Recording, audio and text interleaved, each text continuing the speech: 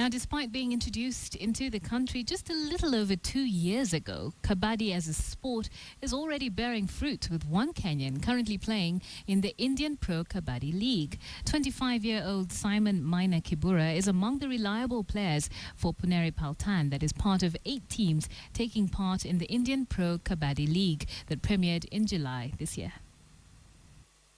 Simon Maina was among the first Kenyans to develop an interest in Kabaddi, a sport that has its origin in India when it was first introduced in Kenya slightly over 2 years ago.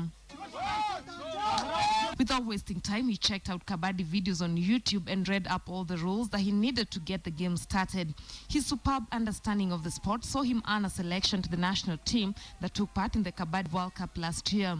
Maina is currently the only Kenyan playing in the Pro Kabaddi League in India after he landed a 2-year contract with Indian outfit punier Paltan. His height and fast pace were some of his strongest selling points. For the tournament in India last year. For the circular? Yeah, circular Kabaddi.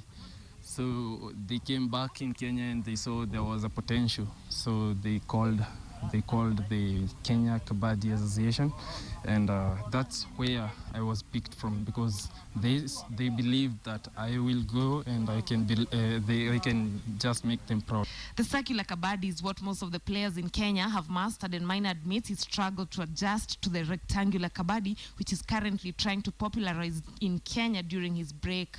It's through numerous local Kabaddi tournaments that the Kenya Kabaddi Association has been able to spread the sport across counties.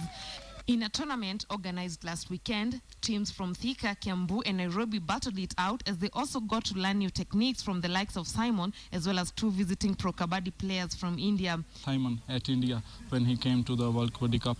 So when he met at here, I feel very lucky. So it's feeling good about playing Kabaddi. The guys at here are well performed. With the kind of buzz the sport is creating, there could be more Kenyan Kabaddi players boarding flights to India in the near future.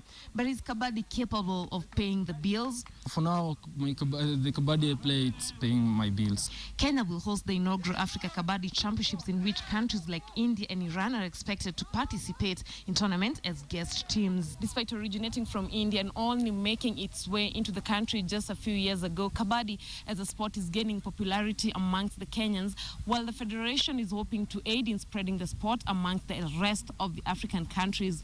Lynn Washira, KTN.